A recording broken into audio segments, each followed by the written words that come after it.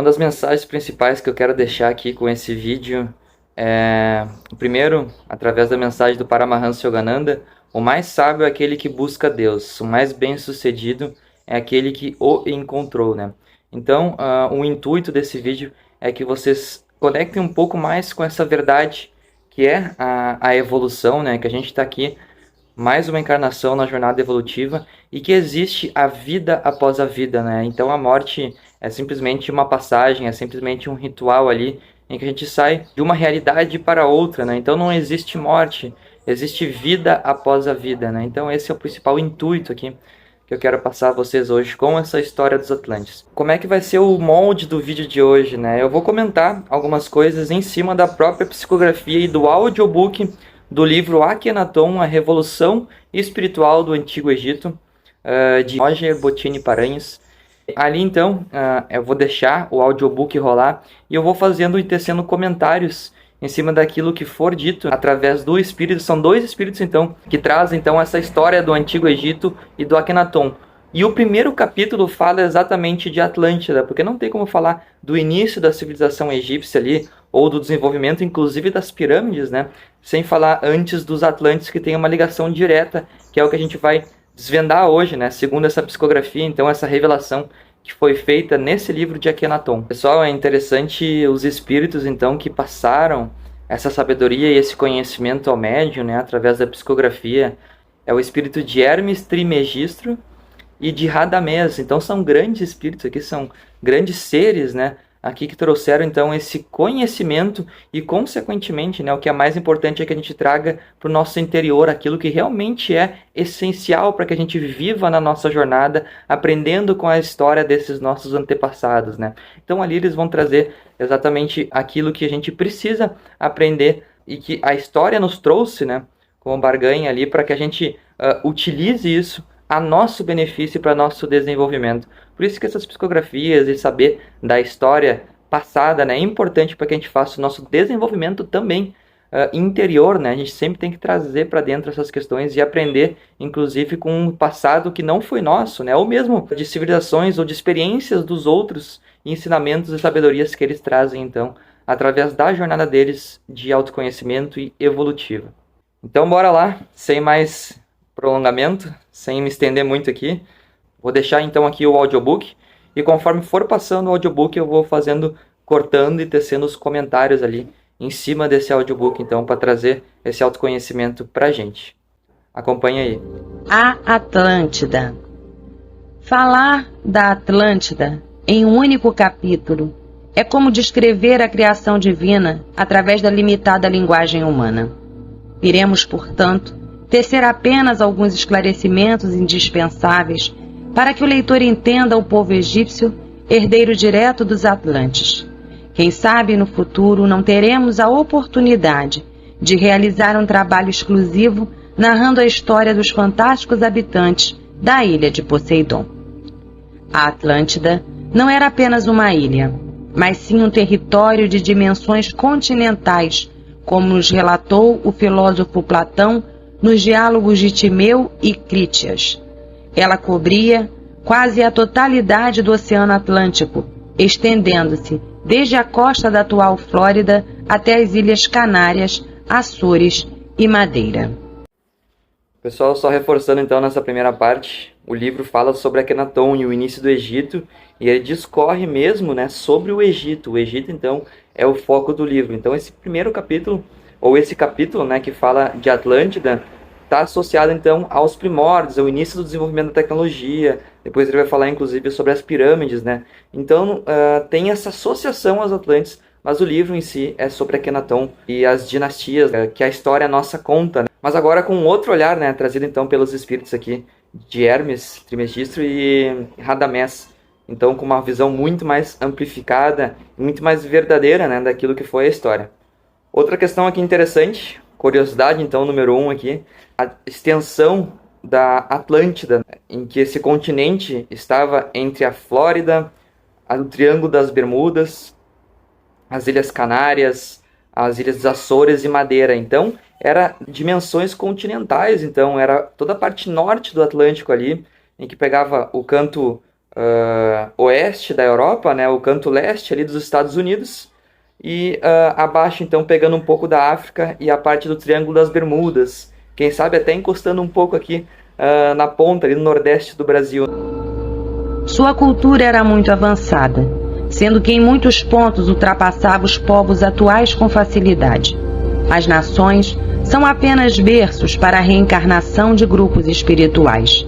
Na Atlântida, reencarnavam há séculos somente espíritos com graduação semelhante ao estágio que a humanidade atual irá atingir a partir do 2º século do 3º milênio. O grande fator de diferenciação do povo atlante em relação à humanidade atual era a sua visão liberta de paradigmas. Os atlantes enxergavam o plano invisível e não eram escravos do materialismo como os povos atuais, motivo pelo qual os habitantes da ilha de Poseidon desenvolveram de forma admirável as faculdades paranormais, o que permitia-lhes uma ligação direta com outras realidades dimensionais, como, por exemplo, com a do mundo dos espíritos, a pátria maior. Novamente eu de novo aqui interrompendo o vídeo. Atento a 2 pontos aqui então, pessoal. As nações são apenas berços para a reencarnação de grupos espirituais. Então reparem que tinha esse continente e ele tinha um propósito. No momento em que ele foi cumprido, e depois que a gente vai ver o porquê da queda de Atlântida, né, que a gente tanto se ouve falar na mitologia, que ela afundou, que ela vive hoje embaixo da água. De fato, ela vive, mas só existe escombros lá, né? Não existe mais seres que habitam lá embaixo.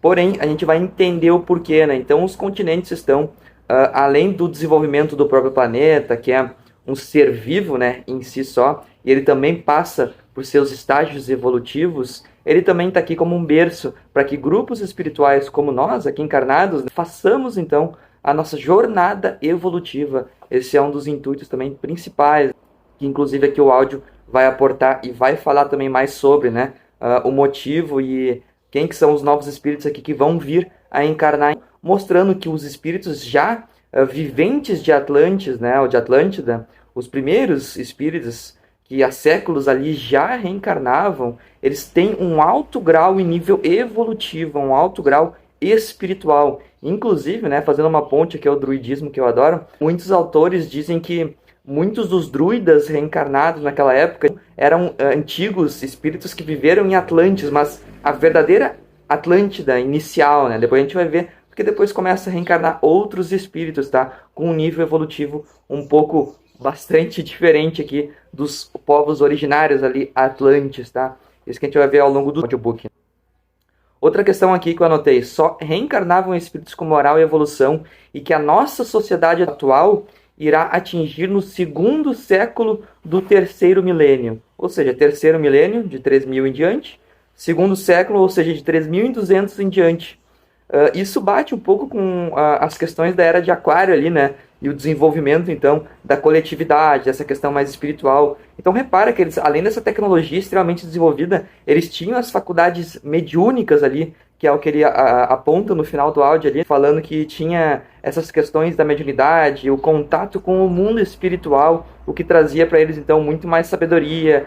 Os espíritos falavam e mostravam para eles o que era o caminho, né? E que, inclusive, hoje já é possível a gente ter esse contato através dos mentores espirituais, de médiuns que canalizam, então, esses mentores, que nos mostram a trajetória e a jornada. E tem mestres aqui também encarnados, como fora Jesus, Paramahansa Yogananda, que eu adoro, Sai Baba, Chico Xavier, entre muitos outros, São Francisco de Assis, Clara de Assis, entre muitos outros, né? Aqui dá para citar vários aqui que vieram, então, como missão aqui na nossa jornada, aqui nesse momento atual em que a gente está encarnado. E última questão aqui que é interessante apontar, que eu anotei, a trajetória é moral, então, consequentemente, né, para que a gente atinja também junto o intelectual e o moral, né, para que a gente consiga e tenha acesso a essas tecnologias, tanto que os atlantes tinham muito esse acesso, justamente por esse contato com a espiritualidade e com uma moral que eles já traziam mais elevada. Depois a gente vai ver o porquê, né,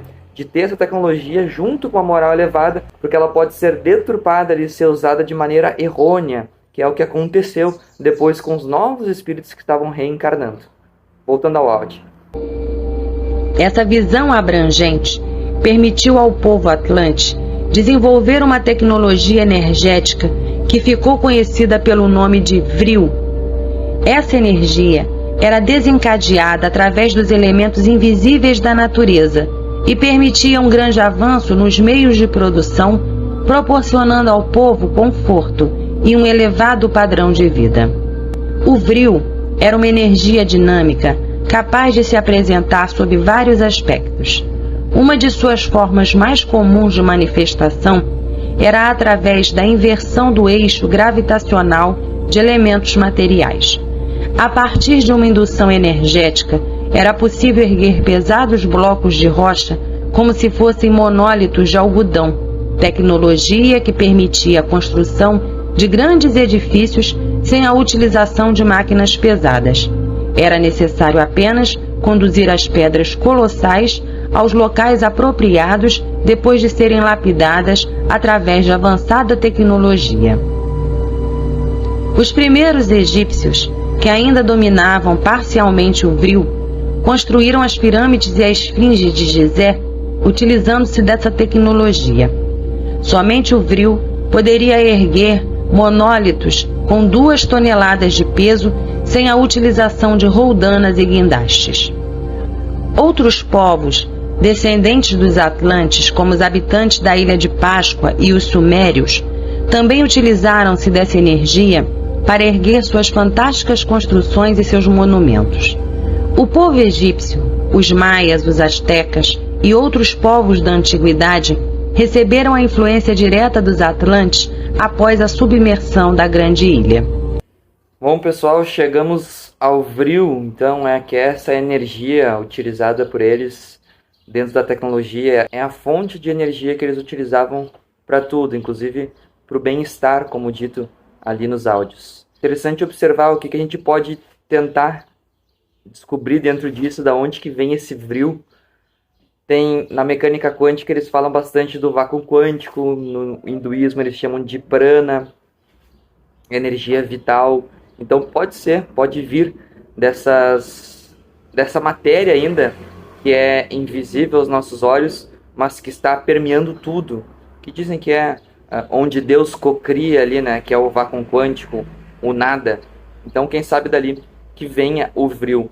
Inclusive, tem especulações e relatos de teorias nazistas que buscavam o Vril, né, que buscava essa energia Atlantis. Vou até deixar aqui algumas imagens associadas a isso, em que eles buscavam construir naves, ou armas, ou tecnologia associada ao Vril, a essa energia. Depois aqui nos áudios ele vai discorrer melhor sobre. Inclusive eles tinham uma base ali, uma pirâmide que eles utilizavam justamente para catalisar essa energia do Vril também. Então esse é um dos intuitos das pirâmides que a gente vai ver também no decorrer dos áudios, tá? É energético, sim, pela canalização e pelo aquilo que a pirâmide por si só pode trazer, então, para o entorno e para aquele povo, trazendo essa energia magnética e essas questões energéticas divinas aí, sagradas. Interessante observar também que ele aponta que trouxe um elevado padrão de vida aos Atlantes, essa energia e manuseamento dela, cuja moral e evolução permitisse que eles tivessem um uso dessa energia para o desenvolvimento da humanidade, para que fosse voltada à evolução espiritual. Então reparem, eles facilitavam os meios para que eles voltassem para aquilo que realmente é fundamental na nossa jornada, que é a evolução, que é o desenvolver o amor incondicional, cada vez em níveis mais elevados. É a evolução espiritual aqui. Então eles utilizavam a tecnologia, essa energia, né, para que eles ficassem mais livres, para que eles fizessem o caminho verdadeiro e autêntico e genuíno, que é o caminho espiritual, o caminho evolutivo e interior. Então olha que interessante, a gente vai, quem sabe, atingir, como ele disse, né, ali pelos anos de 3200, em que nenhum de nós aqui vai estar mais encarnado, não ao menos com essa roupagem, quem sabe aqui com uma outra roupagem, com uma outra forma física, né, numa nova encarnação, mas quem sabe lá nós vivamos então esse mundo regenerado, a gente está indo rumo a ele. Deixa aqui nos comentários o que tu acha que pode ser essa energia Vril, da onde que ela vem, né? Se é do vácuo quântico, se é do prana, ou de outra fonte, conforme foi citado ali, em que ele não entrou a fundo, visto que o próprio médium que canaliza às vezes não tem o vocabulário correto ali para aportar, às vezes, o que aquele espírito ali está passando, né? Quanto a essa tecnologia. Deixa aí nos comentários o que tu acha, da onde que vem, da onde que surge essa energia, esse vril. Continuando.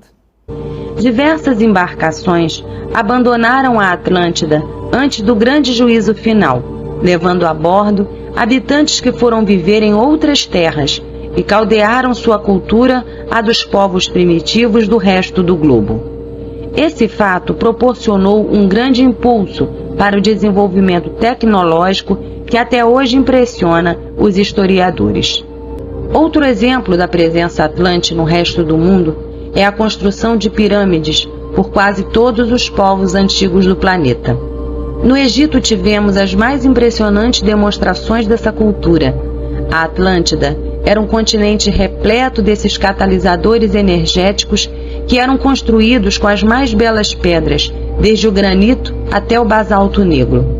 Na capital, Poseidon, existia a Grande Pirâmide, que possuía um tamanho 4 vezes maior que a pirâmide de Quéops, no Egito, e era composta de blocos de cristal branco que posteriormente foram fusionados, tornando-se uma única peça. Essa grande pirâmide, hoje submersa nas profundezas do oceano, está localizada exatamente na região conhecida como Triângulo das Bermudas, gerando uma espécie de energia magneto-espiritual que desencadeia os fenômenos já conhecidos e a rotineira alteração da leitura dos instrumentos de navegação. Interessante, né, pessoal? Então, mais uma aqui, revelação, falando sim, as pirâmides do Egito, elas têm um fim energético, né? Elas são catalisadores de energias, conforme o próprio espírito ali trouxe, né, através da psicografia, nesse livro, então, de Akhenaton. Para comprovar isso, né, tem até agora descobertas científicas aqui, inclusive foi postado na revista Galileu, cujo tema era Grandes Pirâmides de Gizé pode concentrar ondas eletromagnéticas. E pesquisadores, então, analisam a física da Grande Pirâmide de Gizé, no Egito, e descobriram algo peculiar ali. O formato da estrutura é ideal para concentrar certas ondas eletromagnéticas. Essa abordagem teórica provavelmente não fornecerá informações sobre a tumba egípcia, mas pode levar à criação de uma nova nanotecnologia. Então aqui está a ciência comprovando aquilo que a própria psicografia já trouxe, né? E a psicografia aqui é de antes dessa publicação, desse artigo aqui, pela revista Galileu e pelos cientistas, né? Na verdade, a revista Galileu só trouxe à tona, que é de 2018, e o livro é um pouco anterior. O livro de Akhenaton, então, a quarta edição, por exemplo, dele está de 2006, né? Então ele é bem anterior a isso, essa psicografia. Outra questão, outra comprovação quanto às pirâmides é que apareceu, então, há um tempo atrás, que os sinais emitidos pelas pirâmides da Bósnia estão deixando, então, os cientistas mais intrigados, né, para a compreensão do que é aquele sinal que aquela pirâmide, então, está emitindo. Então, aqui mais uma revelação trazida pelo livro, pela psicografia, que as pirâmides têm esse fim energético, e é por isso que muitas vezes causa essas falhas e panes elétricas dos aviões ou embarcações que ali cruzam o entorno do Triângulo das Bermudas, que é onde justamente tinha essa pirâmide, né? Como se estivesse ainda tendo essa influência dessa grande pirâmide que está trazendo, então, esses sinais que muitas vezes atrapalham ali a parte elétrica desses meios de locomoção, ou mesmo dos aparelhos eletrônicos ali das pessoas que elas usam. E agora vou me estender um pouquinho mais aqui, porque eu vou deixar algumas curiosidades quanto à pirâmide, né? Não só essa questão espiritual e energética, mas sobre a própria construção da pirâmide, porque aquilo que a gente aprendeu na nossa escola foi de cientistas, né? As pessoas que foram lá estudar a pirâmide do Egito e que eram ditos PhDs, e de fato para a sociedade e dentro da nossa realidade mundana, que alguns podem chamar aqui de Matrix, dentro daquilo que os próprios homens então constataram que ele é um PhD dentro daquela matéria, né? Então ali ele trouxe certas teorias, né? E que se firmaram então como a verdade dentro da construção da pirâmide. E que é aquilo que a gente estuda até hoje, então, nos livros de história. Mas aqui eu vi algumas contradições, né? Inclusive quanto à psicografia, que fala que a construção então foi feita justamente com essa tecnologia dos Atlantes.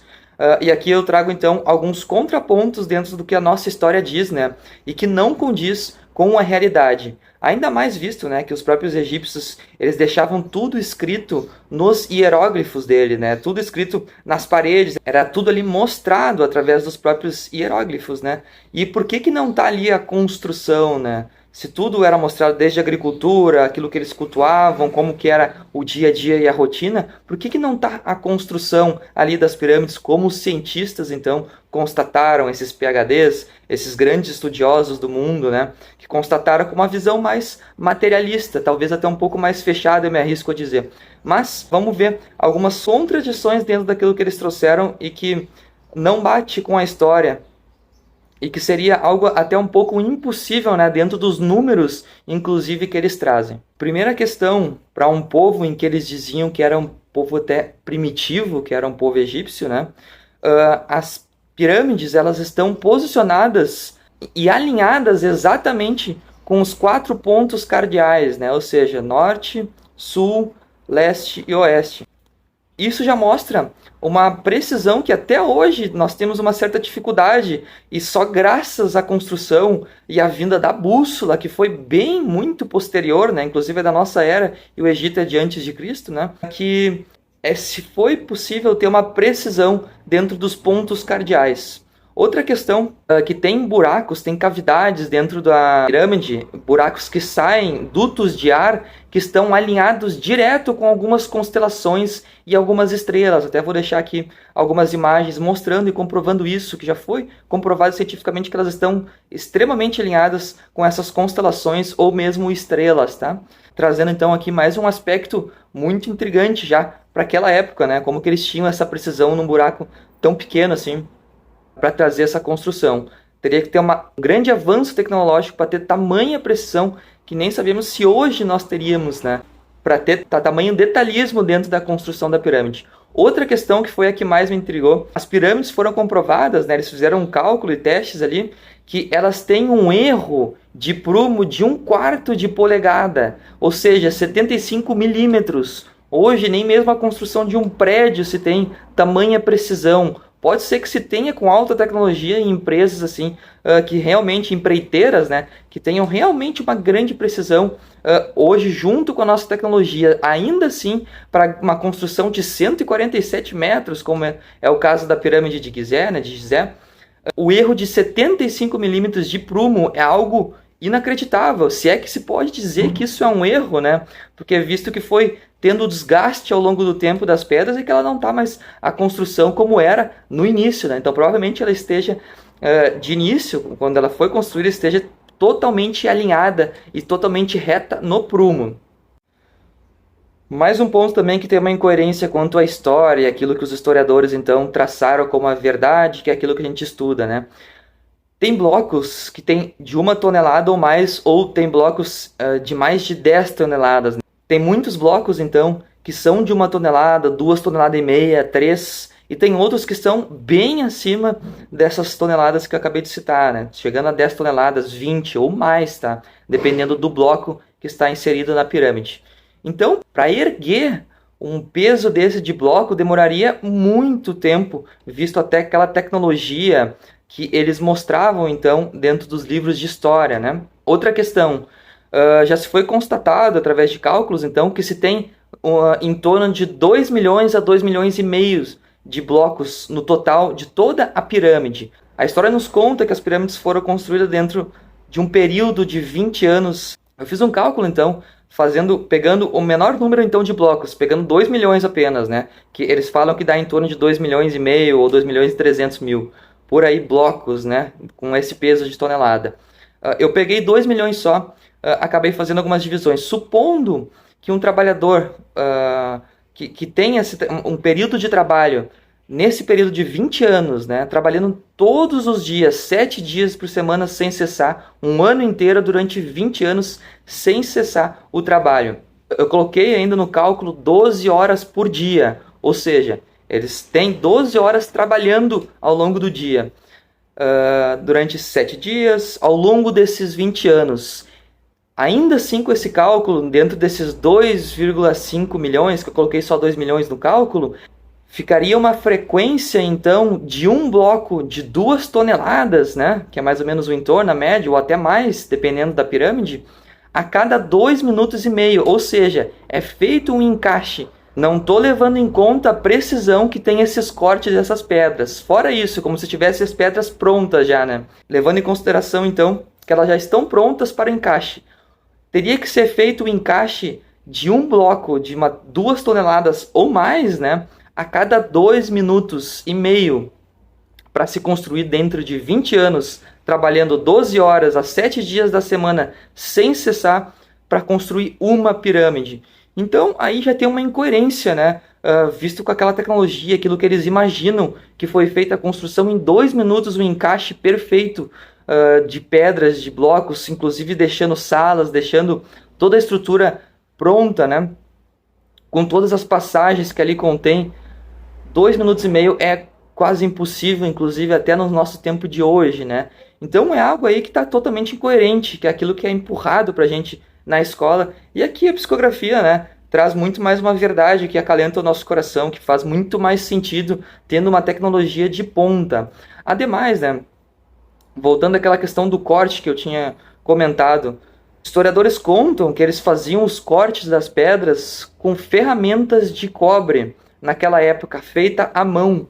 Então tu imagina para uma precisão que é o encaixe de pedra que é visto nessas pirâmides e outras, né, como as do México e outras espalhadas pelo mundo, que é uma precisão em que não passa nenhum papel.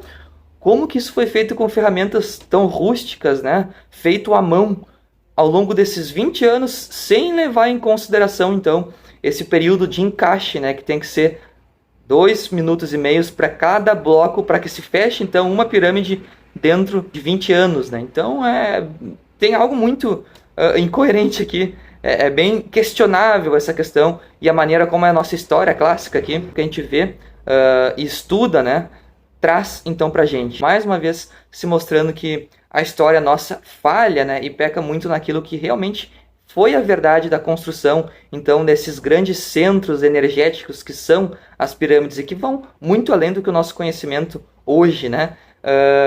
Do que a gente sabe, então, aqui no nosso estado de vigília, ou aqui nesse momento presente aqui na Terra, né? Aqui fica mais uma questão e que a própria psicografia aqui já traz, né? Essa revelação de que ela foi construída através da tecnologia dos Atlantes, pelo Vril. Então, olha que interessante aí, mais uma revelação maravilhosa desse livro. Voltando então ao audiobook. Os Atlantes dominavam também a tecnologia da informação através de cristais de quartzo manipulados pela energia Vril. O avanço na área da informática foi tal que eles construíram centrais de informação semelhantes aos registros akáshicos do plano espiritual, onde está armazenado em som e imagem todo o pulsar da vida no cosmos. O povo atlante possuía os registros de todos os acontecimentos de sua civilização e utilizavam-se dessas informações para evitar o trabalho inútil, pois consideravam imperdoável desperdício de energia criar o já criado. Portanto, dispunham de um sistema integrado de informações que gerava benefício a todas as cidades do continente.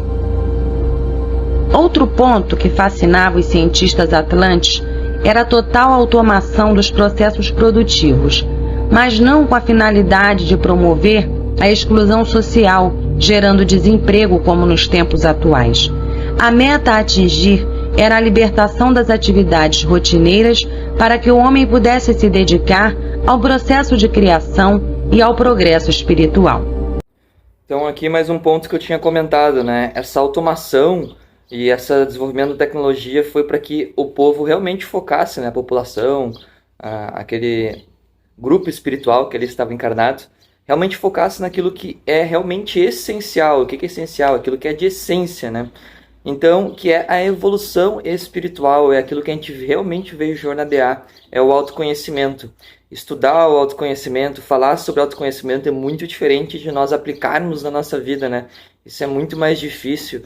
Aplicar o autoconhecimento é acolher as nossas próprias sombras, é passar pelos processos necessários, as crises, para que cada vez mais a gente se alinhe com o nosso eu superior, né? Com a nossa essência divina. Esse é o grande propósito e a grande mensagem, então, aqui, trazida também nesse livro, né? Nessa página, ao meu ver, mostrando que essas automatizações de processos, é para que as pessoas, né, realmente focassem naquilo que é fundamental na nossa jornada e que realmente vai trazer uma mudança significativa nas nossas vidas, seja encarnado ou depois de desencarnado, né, que, como diz o próprio nome, é sem a carne, né, a vida após a vida, a gente continua, mas aqui no outro plano.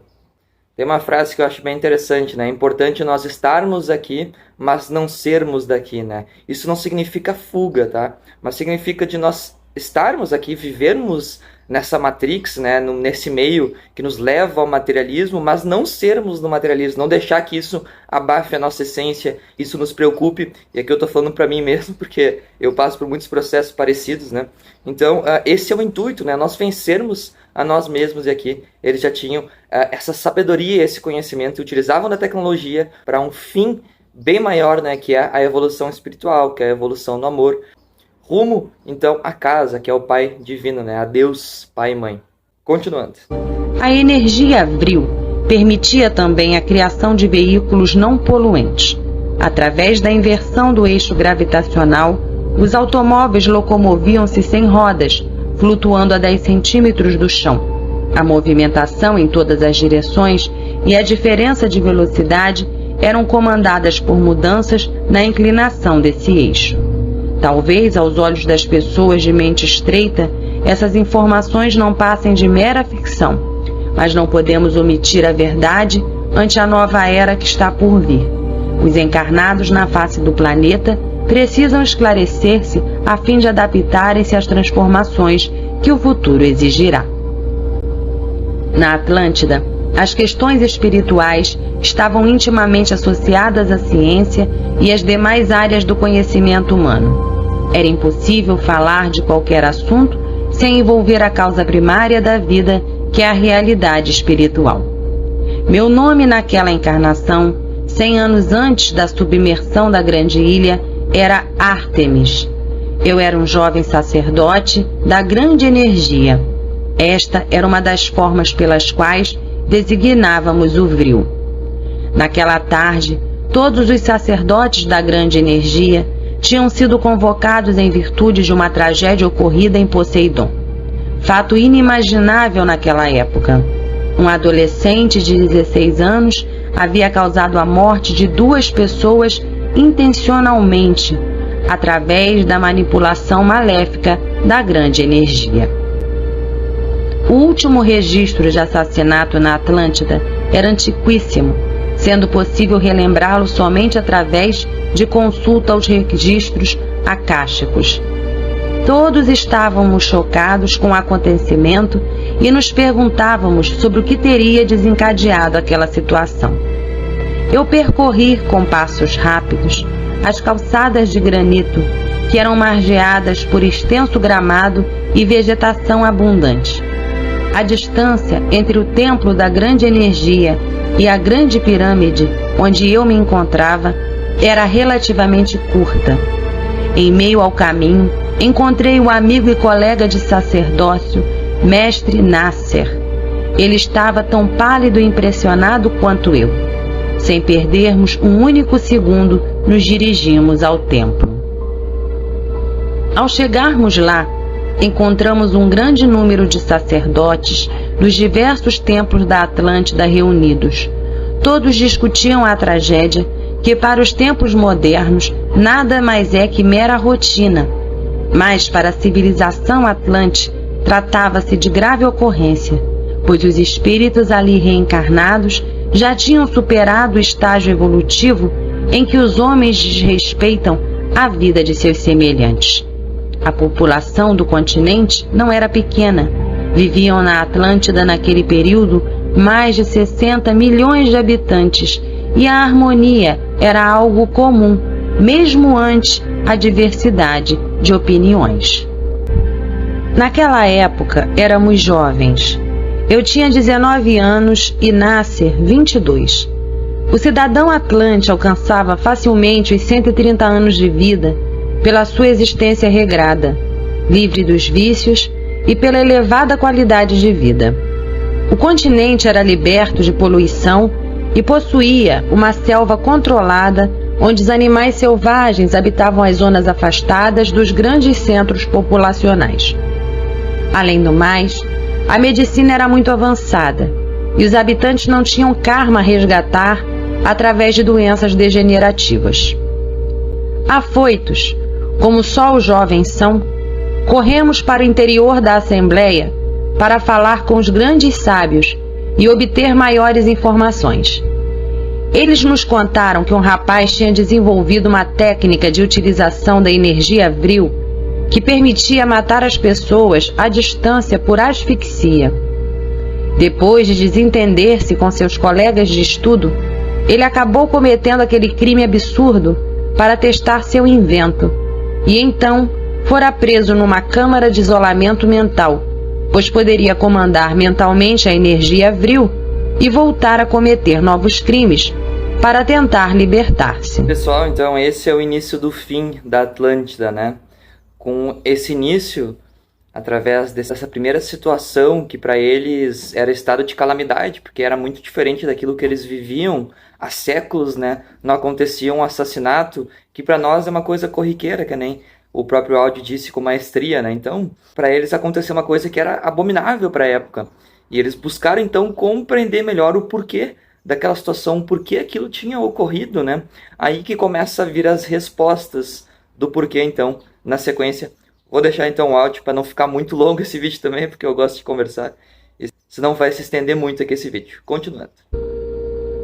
Eu e Nasser estávamos chocados. Jamais havíamos pensado na utilização da poderosa energia para a prática do mal, e ainda mais de uma forma quase incontrolável, caso o rapaz não fosse confinado ao isolamento. Todos nos sentamos no auditório e aguardamos o pronunciamento do sumo sacerdote do templo. Ele então se dirigiu ao grande altar e desabafou. O que dizer, meus irmãos? Estou tão estupefato quanto todos aqui presentes. Compreendendo a minha incapacidade para solucionar esse problema, orei ao Grande Espírito e pedi-lhe para nos orientar na busca de uma solução que traga paz à nossa sociedade. O grande líder dos sacerdotes ergueu-se e descortinou uma tela de cristal transparente que ficava ao fundo do altar. Em seguida, todos nos concentramos em oração, pedindo a presença dos mentores espirituais para que viessem nos esclarecer. Passados alguns minutos, a tela tornou-se opaca e surgiu uma bela paisagem ao fundo.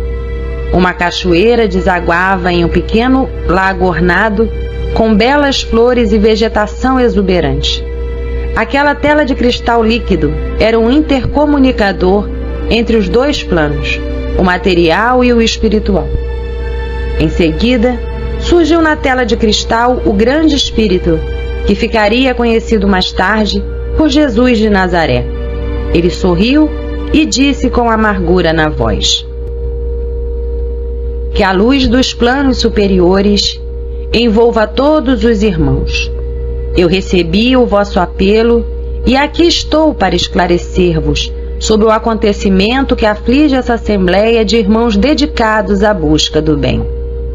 Como todos vós sabeis, os mundos são escolas evolutivas para o crescimento dos filhos de Deus. A Atlântida atingiu um patamar superior ao programado para o nosso planeta Terra.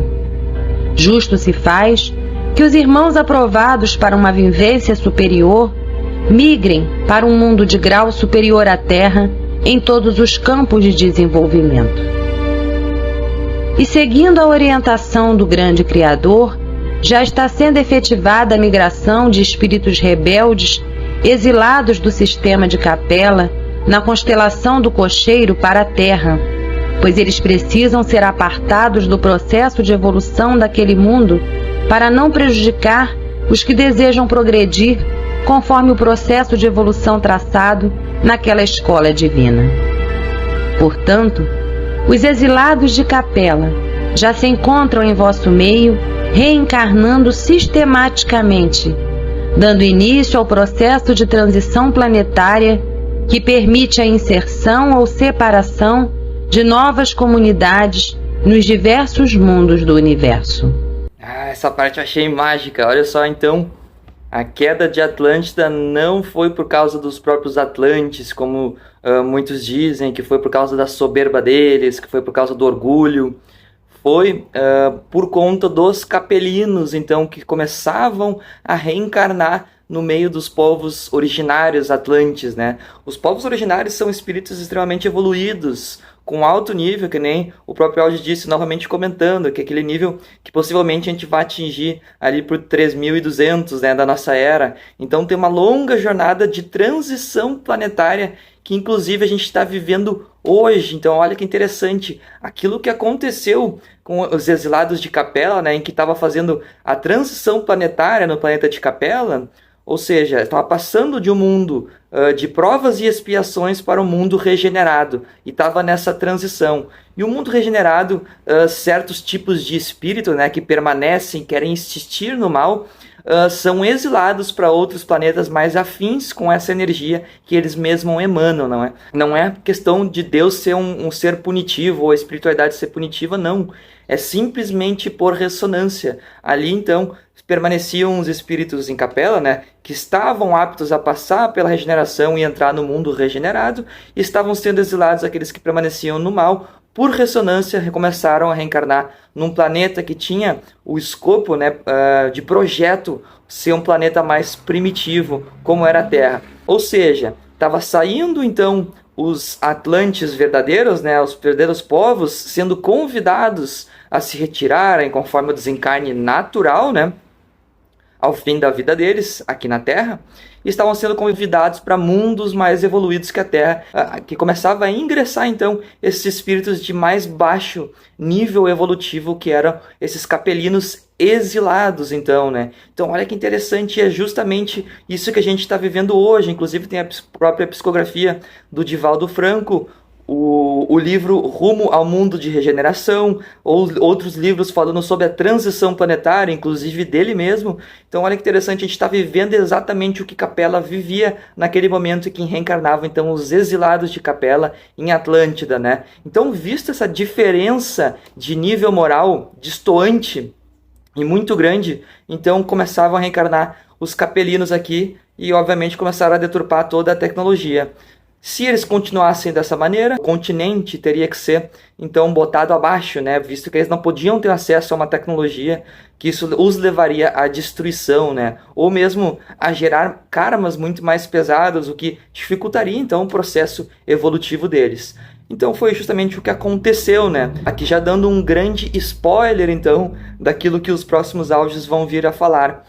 Eu não vou conseguir me estender muito nos áudios, tá? Vou deixar o link aqui do audiobook para vocês. E se vocês quiserem, eu faço a continuação, então, daquilo que aconteceu em Atlântida, né? Mas eu vou deixar o desfecho aqui da fala de Jesus, então, que veio a socorro dos povos atlantes, então, para esclarecê-los, né, daquilo que tinha acontecido. Então, que aquele era um dos primeiros exilados de Capela ali, que estava reencarnando, então, com uma moral muito mais baixa.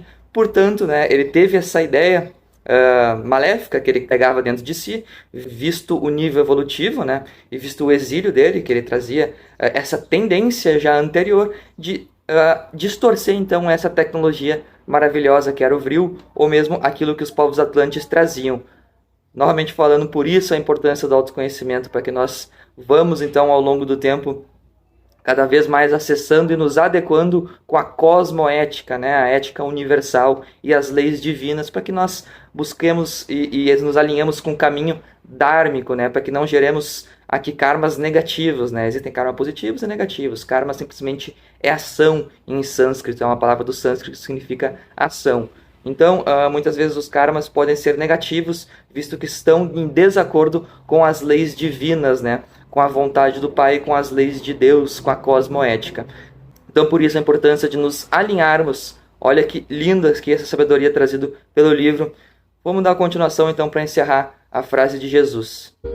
No período de 100 anos, esses irmãos de estágio evolutivo inferior reencarnarão gradualmente na Terra, à medida que os atuais habitantes de Atlântida ascenderem a um mundo superior após o desenlace da matéria.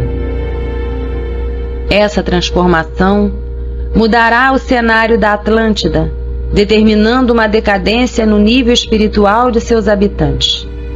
Esperamos que esses irmãos rebeldes se adaptem ao novo orbe sem causar traumas ou desavenças incontroláveis. O caso que vos aflige é o primeiro sinal de muitos que surgirão, decorrente da imaturidade espiritual dos capelinos. Esperamos poder controlar a situação e manter a Atlântida em seu atual estágio de avanço tecnológico. Caso contrário, será necessário destruir o continente para que os exilados de Capela venham a reencarnar entre os povos bárbaros do resto do planeta, onde a tecnologia e o avanço ainda não foram alcançados.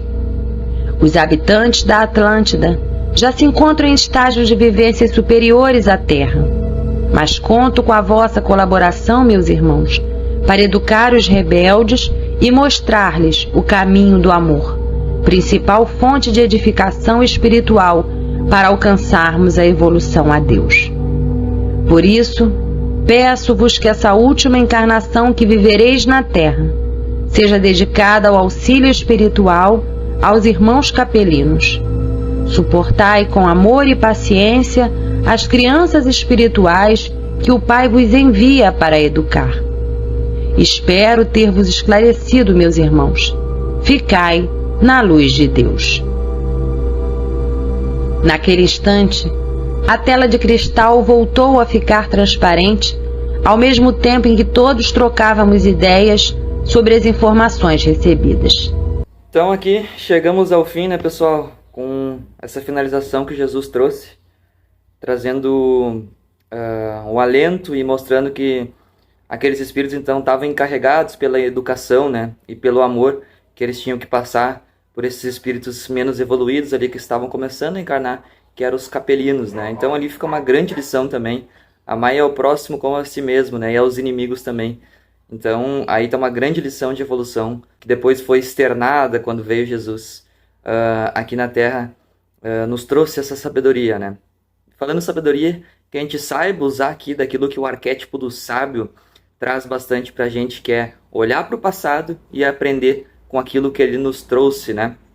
Seja o nosso passado individual, com a nossa criança interior, as nossas feridas, os nossos traumas, né? Que a gente consiga acolhê-los, revivê-los para aprender com eles, né? E também para que ele não nos limite, não seja um empecilho ao longo da nossa jornada. E também com essas histórias, né? Que são trazidas pelos espíritos, ou mesmo a história da humanidade, que a gente consiga olhar para esse passado, então, e fazer, então, essa transição planetária agora com muito mais sabedoria, né? Olhando o passado como um grande sábio e não fiquemos presos, mas vivamos no hoje, no presente, né? Então é isso, pessoal. Aqui acaba o que virou quase um documentário aqui. E agradeço aos que ficaram até o fim. E se quiserem a continuação também, o audiobook é bem mais extenso, tem bem mais nuances, assim, sabe? E tem bem mais questões ali que podem ser trazidas. Se quiserem que eu continue aqui em vídeo, junto com os meus comentários, eu faço um novo vídeo falando sobre a continuação, então, da história dos Atlantes, né? E que pode nos trazer muita sabedoria aqui e enriquecimento quanto ao conhecimento, né, que eles podem nos trazer. Se tu busca também autoconhecimento, acho interessante aqui eu falar, eu também trabalho com terapias holísticas, né, trabalho com o mapa ogâmico, o mapa arquetípico. Então são duas ferramentas que te ajudam a te alinhar com a tua missão de vida, teu propósito, e te trazem maior satisfação interior. Além de trabalhar certas questões que tu traz junto a ti, né, que precisam ser vistas e trabalhadas, te ajuda então dessa maneira com autoconhecimento junto com o mapa ogâmico. Se interessar, deixa o meu contato também aqui no link. Vou deixar também o audiobook, também o link do livro da Akhenaton, caso te interesse, e outros links aqui relacionados às citações então, que eu trouxe aqui nesse vídeo. Muito obrigado e até o próximo vídeo.